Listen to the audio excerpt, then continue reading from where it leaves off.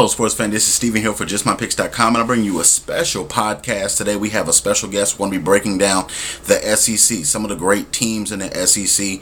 We're going to be focusing today on the Georgia Bulldogs, and a lot of potential is going to be paid to this Georgia Bulldog team after we've seen Aaron Murray leave. We saw a great quarterback in Aaron Murray, who for 4 years really was the foundation for the Georgia Bulldogs. We're going to be joined by standout wide receiver Blake Tibbs of the Georgia Bulldogs on the hotline in just a few minutes, but we're going to be focusing in on some of the good things that make Georgia unique. You're looking at Todd Gurley. You're looking at Michael Bennett, Chris Conley, Jay Rome. Also, you have to factor in Blake Tibbs, the young wide receiver heritage out of Martin Luther King High School. Are you there, Blake? Yes, sir. Alrighty, thanks you very much for joining us this afternoon on the podcast. We have Blake Tibbs, wide receiver. You look at where Blake has come from out of the high school, Martin Luther King in Lithonia. We've seen other great standouts like Joel McKnight. We've seen Mac Brown. These are some of the SEC's recruits that they've had in the past year. Coming out of there with Coach Carson, what did you learn most out of Martin Luther King with Coach Carson? With Coach Carson, he definitely showed us how to work hard and just to be determined. And like we went through adversity while I was at MLK, where we fought through it. So he just taught us how to stay tough through adversity and just never quit. So I mean, coming out of MLK, we just had a motto of no matter what situation that we just never quit and just keep going. All right, last season we saw the Georgia Bulldogs struggle just a little bit. The Georgia Bulldogs and the fan base are not used to struggling going 8-5. We've seen them with some of the great leaders in the past. You've had Sean Moreno. You've had Matthew Stafford. You had AJ Green, which I compare you to from the aspect of being the long, lanky, physical build, and you also have the speed. Who do you compare yourself more to as far as the wide receiver mold of anybody of the past from Georgia? That's a good question. Really, a lot of people compare me to AJ, but I've seen it in some ways. But at the same time, I kind of just try to have my own game. I just try to take stuff individuals. I try to take something out of his game and put it in my game just to make me better as a player, and just try to take some of the stuff that Coach Ball said he wasn't doing, and I just try to put that in my game. So right now, I can't really say when AJ would be the most recent receiver from the University of Georgia that I emulate my game off of. All right, we've seen and heard from a lot of coaches this offseason and players about you, especially in the famous mat drills in Georgia. Tell us about some of those mat drills and what that entails for a lot of people that don't know what mat drills are in Georgia. Well, mat drills is really a time for the coaches to test you mentally and physically, because doing mat drills, you're going to be pushed to your limits. You already have to wake up very early to do this. So upon you waking up early, you have to deal with the coaches in your face, making you restart drills, and they're being really tedious and looking for any reason to send you back or to say something to you. So it's really just a mental thing more than physical, because your body's going to get tired. Everybody's going to be getting tired, so you don't want to, bending over, you get sent back or anything that, it's just really a mental thing that you got to overcome. And it just seemed like this year I just took pride in. That's all you have to do is just take pride in it and have fun. So I just try to look at it as, one, getting extra work in that's going to help me be a better football player through endurance and stuff. And two, just have fun with it. If you're having fun, if you're doing something and you're having fun, it don't seem like work to you. So that's what I tried to do this year, and I did pretty good and had a lot of coaches seeing that I was putting forth the effort and trying to be the best at mat drills this year. I got you. We've seen you struggle a little bit from your freshman year when you redshirted, things like that. I've seen that you've gotten bigger over the offseason, gained a lot more muscle, got a lot more physical. What are you preparing to do to prevent a lot of those injuries this year that you didn't learn from last year? And some of the keys the coaches have been talking about also, that you've learned the playbook a lot better. So what are some of the steps you've taken in the offseason to do that?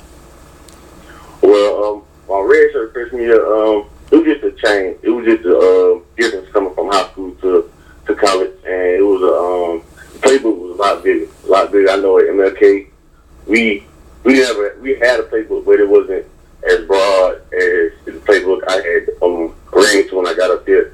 And the new thing that helped me learn the playbook was iPads that we got. It was much easier for me to understand what the players were talking about and get the concepts when I could see it happening.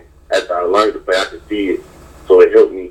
Like, I'm kind of like a visual learner, so after I see it, it's easier for me to do it and put, like, just do what I'm seeing. So, and I'm just looking forward to this season. Just like you said, I got bigger, got physical, just take care of my body more, eat right, take my vitamins, and just, because the better you take care of your body, the more you're going to be able to withstand injuries or whatever. So this upcoming year, that's what I'm looking forward to doing, and that's what I've been preparing to do, just being an all-around better receiver and football player, so I may be able to move around the field a little bit more this year and just get on the field more this year. Alrighty, on the field, I'm gonna let you get out of here with this last question.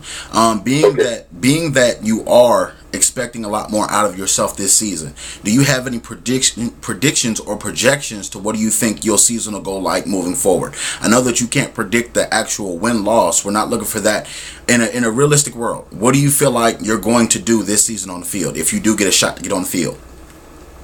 Well, like you said, you can't predict anything, but I feel like if I put forth the effort, I feel like I play a major part to the offense this year. We have a couple receivers out. We still don't know how everybody is coming back off injury, and I just need to be ready for whenever my time is called. Kind of like last year, we had a lot of injuries, so you never know what might happen in the process of the season.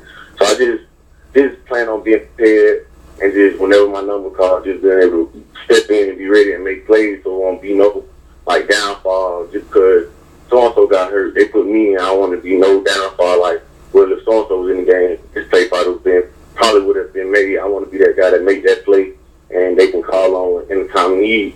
And also, I feel like this year, if we just ball in, I feel like we should go all the way. I know we can't predict anything, but last year our defense was kind of young. We had a lot of freshmen on defense. And they got a lot of game experience and tough games. So I feel like this upcoming year, it's not going to be nothing our defense or our offense hasn't seen with the adversity. So I feel like we're just going to be prepared for more things, and we got new talent, and we got a lot more things that know what's going on. I just feel like this should be our year to take it off. All right, we thank you very much for your time. Blake Tibbs is also JustMyPicks.com athlete for the week for 2014. For the month of June. We'll check out a lot of his bio. All that'll be available on June 1st. We thank you very much for your time. It's been a pleasure talking with you. We'll be in contact with you later down the line. Thank you very much, sir. Okay, there's no problem. All right.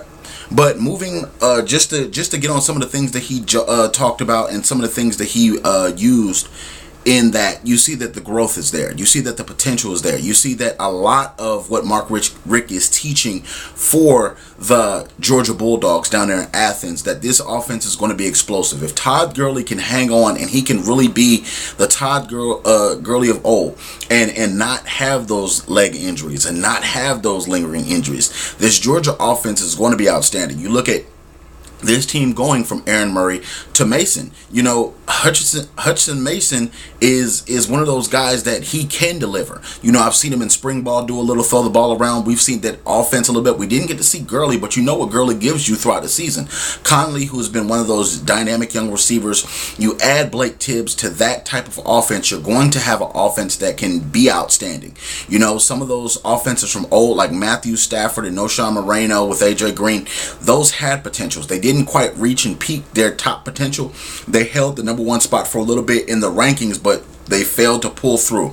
With this offense and this young defense that is now growing for a lot of those freshmen, now that are sophomores, now that are juniors, couple of seniors, with a laden offensive line where you have a couple of seniors there that have been through the mud, have been through the trenches, have sat on the bench redshirted, and now are fast and physical.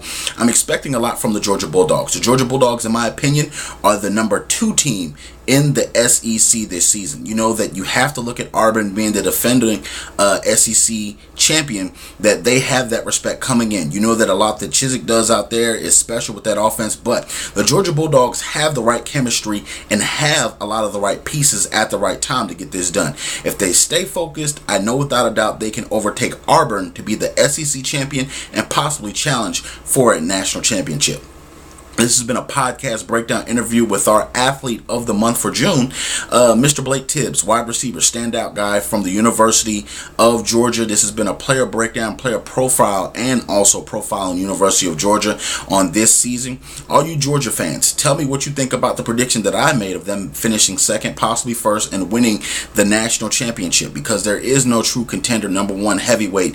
You can look at Florida State, but Florida State, with Jameis Winston getting in and out of trouble, there's no guarantee he'll be there towards the end of the season without anything else happening to transpire to keep him from off the field. But leave your comments in the comment section below about the athletes you feel that should be potentially breakout players. You know, we want to know, we want to hear from you. Let us know what you got going on there. Also, college football fans, stay tuned. We're going to be breaking down all of the SEC teams coming up. We're going to have interview player profiles from a lot of these other players from other schools also. Don't forget to check out the bio that we do on June 1st. It'll be available on Blake Tibbs, wide receiver from the University of Georgia. Thank you very much for checking us out. Please share this in your sports group, subscribe, and check out all the great stuff we have coming up for college football season. Thank you very much.